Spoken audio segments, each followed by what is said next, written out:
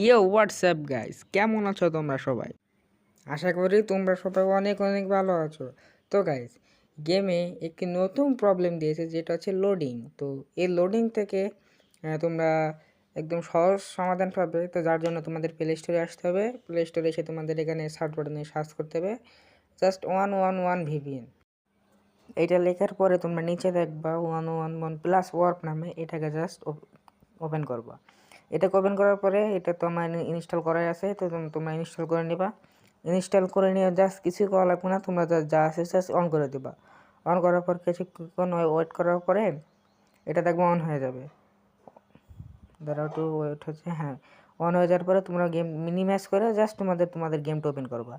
এখন দেখো, গেমটা ওপেন করার সাথে সাথে কিন্তু তোমাদের দেখতে পাচ্ছ সে লোডিংটা কিন্তু আর থাকতেছে না, সেখানে কিন্তু সফলভাবে গেম লোডিং হয়ে গেছে।